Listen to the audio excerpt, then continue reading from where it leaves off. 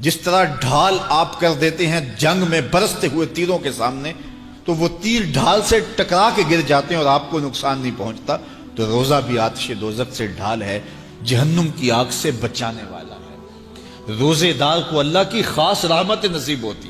ایک حدیث میں آتا ہے کہ للصائم فرحتان، فرحۃ عند فطرہ و فرحۃ عند لقاء رب۔ روزے دار کو دو خوشیاں میں نصیب ہوتی ہیں۔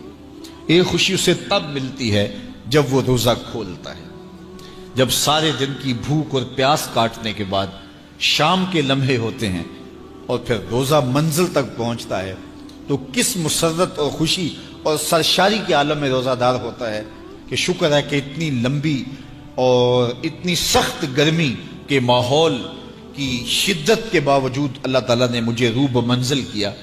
تو اس وقت ایک احساس اس کے ساتھ جڑا ہوتا ہے، اور پھر جب وہ ٹھنڈا اور میٹھا مشروب اپنے کام و دہن میں ٹپکاتا ہے اور وہ ٹھنڈا میٹھا مشروب اس کی رگوں کو تر کرتے ہوئے معدے کی طرف بڑھ رہا ہوتا ہے، اس کی زبان بولے نہ بولے دل اللہ کا شکر ادا کر رہا ہوتا ہے، اس کا ایک ایک عضو بدن رب کا شکرانہ ادا کر رہا ہوتا ہے۔ وہ ٹھنڈا اور میٹھا مشروب رگوں کو تر کرتا ہوا آگے بڑھتا چلا جاتا ہے، لیکن شکرانے کا وہ پیکر بن جاتا ہے۔ وہ ایک مسرت، ایک خوشی کا عالم ہوتا ہے کہ روزہ بھی نب گیا، سارے دن کی تکلیف بھی کٹ گئی، اور اللہ نے مجھے افطار کے لمحوں تک پہنچایا۔ فرمایا روزے دار کو ایک خوشی تب ملتی ہے جب وہ روزہ کھولتا ہے، وَفَرْحَةٌ عِنْدَ لِقَاءِ رَبِّهِ، اور دوسری خوشی روزہ دار کو تب ملے گی جب روزے کے صلے میں اللہ اپنا دیدار عطا فرمائے۔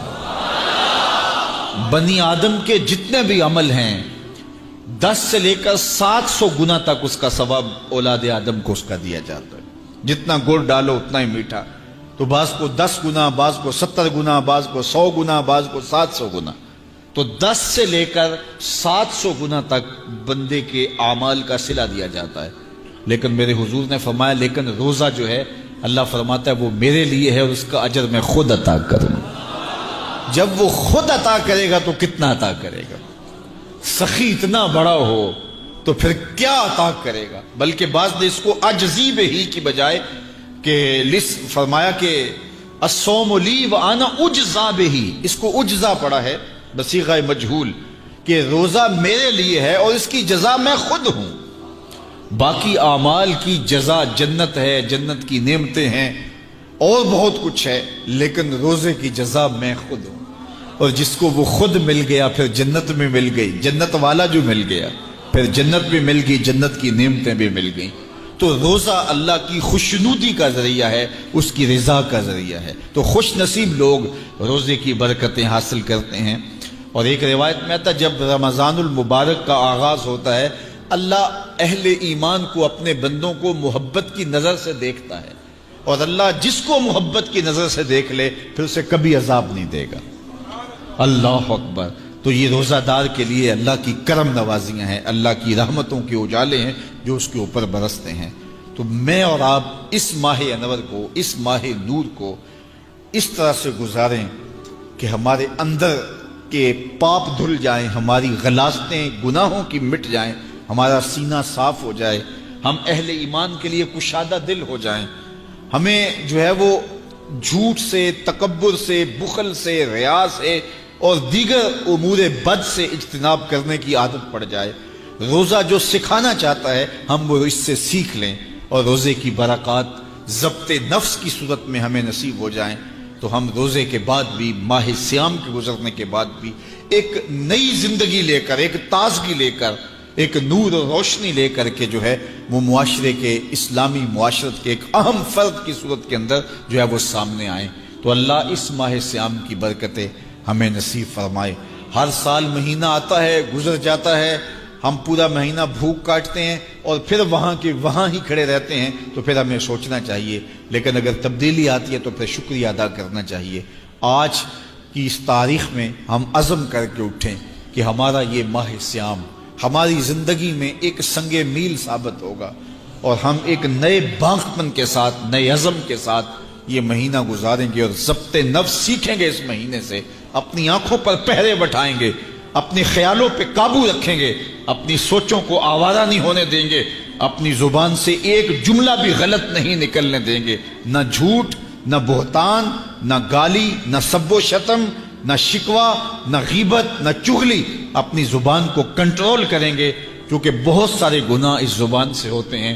لقمہ حرام سے اپنے آپ کو محفوظ کریں گے، اپنی آنکھوں پہ شرم و حیا کے پہرے بٹھائیں گے، اور یوں ایک پورا مہینہ جب ہمارا گزرے گا تو ضبط نفس کی جو عادت ہمیں پڑ جائے گی اس کو ہم بعد میں کام میں لائیں گے، اور پھر چند ماہ ایسے گزر گئے تو پھر ہمیں سرور بھی نصیب ہوگا، زندگی گزارنے کا لطف بھی آئے گا۔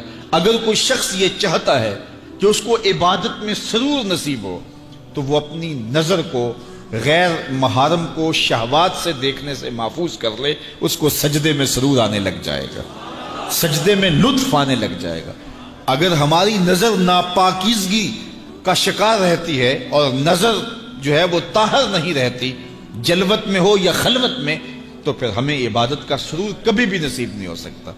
تو عبادت کا اپنا ایک لطف ہے، عبادت کا اپنا ایک چسکا ہے، ایک مزہ ہے۔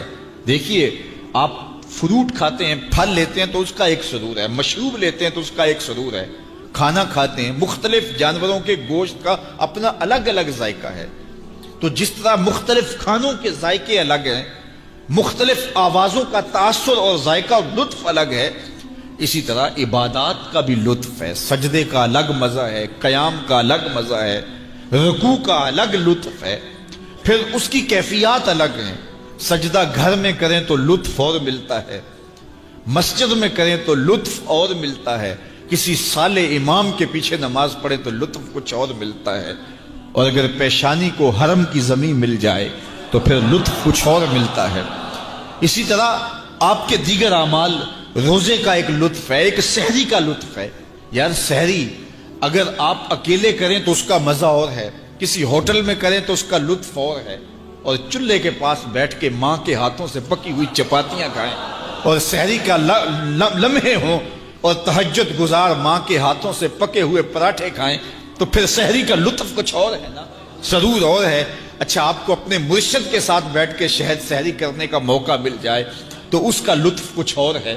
اسی طرح افطاری کا مزہ ہے، گھر میں کریں، دوستوں میں کریں، کسی صالح شخص کی صحبت میں کریں، لطف اور ہے۔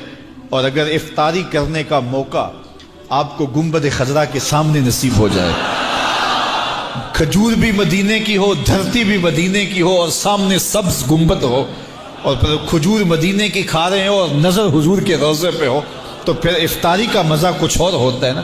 تو ہر عمل کا ایک لطف ہے، ہر عمل کا ایک سرور ہے، ہر عمل کا ایک حظ ہے۔ روزے کا الگ مزہ ہے، رکھنے کا الگ مزہ ہے، بھوک کاٹنے کا الگ مزہ ہے، پیاس کی شدت کا مزہ الگ ہے، کھولنے کا الگ مزہ ہے، تراویح کا الگ مزہ ہے، تلاوت کا الگ مزہ ہے، سجدے کا، قیام کا، رکوع کا، تشہد کا، قومے کا، جلسے کا، ہر عمل کا ایک لطف ہے۔ لیکن لطف نصیب کب ہوتا ہے؟ جب آپ کی نظر پاک ہوتی ہے۔ جب نظر پاک ہوتی ہے تو پھر ہم، نظر پاک نہیں ہوتی تو ہم ٹکریں تو مارتے ہیں لیکن عبادت کا سرور نہیں آ رہا ہوتا۔ سبحان ربی الاعلی جب بندہ پکار رہا ہوتا ہے، پیشانی بھی سجدے میں، اس کی ناک بھی سجدے میں، اعضائے بدنیاں بھی سجدے میں، اور ادھر سے پکار رہا ہے سبحان ربی الاعلی، مالک دیکھ کائنات میں مجھ سے نیچا کوئی نہیں، تیرے سے اونچا کوئی نہیں ہے۔ تو پھر سرور کیوں نہیں آئے گا، لطف کیوں نہیں آئے گا؟ مالک کی دہلیز پہ پیشانی رکھ کے رو رہا ہے، آنسو بہا رہا ہے، تو کیوں سرور نہیں آئے گا؟ لیکن یہ سرور تب آئے گا اگر نظر پاک ہوگی۔ آج کے موسم میں، آج کے دور میں نگاہیں بہت ناپاکیزہ ہو گئی، اور دور موجود کے اندر، اس سوشل میڈیا کے اندر، سوشل میڈیا نے لوگوں کی تنہائیاں بھی پاک نہیں رہنے دی۔ آج بند کمرے میں لوگوں کی نگاہیں اور لوگوں کی نظریں ناپاکیزہ ہو گئی ہیں۔ صاحب کیا زندگی یوں ہی گزار کے چلے جائیں گے؟ ہم یہ سمجھتے ہیں کوئی دیکھنے والا نہیں، کوئی تو ہے جو دیکھ رہا ہے، کوئی تو ہے کہ جو ہمارے ایک ایک عمل کا محاسبہ کرنے والا ہے، کوئی تو ہے جو ایک ایک عمل کا وزن کرے گا، اور قیامت کے دن ترازو پہ سارے عمل تولے جائیں گے۔ تو کہیں ایسا نہ ہو کہ زندگی برباد کر لیں۔ زندگی خواہشات کا نام نہیں ہے۔ آپ اپنی ماں کے لیے کتنی خواہشات قربان کرتے ہیں، آپ اپنی اولاد کے لیے کتنی خواہشیں قربان کرتے ہیں، آپ اپنی بیوی کے لیے کتنی خواہشات کی قربانی دیتے ہیں، بہن بھائیوں کے لیے کتنی خواہشات کی قربانی دیتے ہیں۔ تو مالک کے لیے کوئی خواہش قربان نہ کریں، اور کہیں کہ مالک کا قرب مجھے مل جائے، یہ کیسے ہو سکتا ہے؟ اللہ کی محبت اتنی سستی تو نہیں ہے۔ یہ دنیا دار سے پیار کریں تو اس پیار کی بھی قیمت چکانی پڑتی ہے، کسی سے پیار کریں تو اس کا بھی کوئی آپ کو جو ہے وہ اس کی بھی قیمت دینی پڑتی ہے۔ تو اللہ کی محبت اور اللہ کا عشق اور رسول اللہ کا عشق کوئی اتنا سستا تو نہیں ہے کہ اس کی کوئی قیمت نہ دینی پڑے۔ اپنی خواہشات کی گردن پہ چھری پھیرنی پڑے گی، اپنی تمناؤں کو قربان کرنا پڑے گا، اپنی خلوت کو بھی پاکیزہ رکھنا پڑے گا، اپنی جلوت کو بھی پاکیزہ رکھنا پڑے گا۔ اور یہ روزہ سکھاتا ہے ہمیں، روزہ ہمیں سکھاتا ہے۔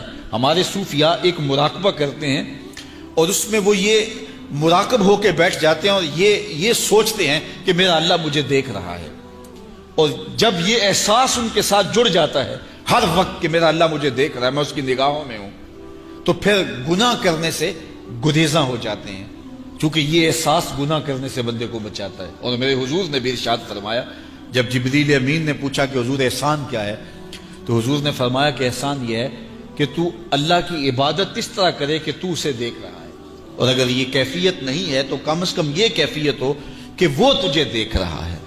اور یہ اگر پوری زندگی میں پھیل جائے تو گناہ کرنا مشکل ہی نہیں، محال ہو جاتا ہے کہ میرا اللہ مجھے دیکھ رہا ہے۔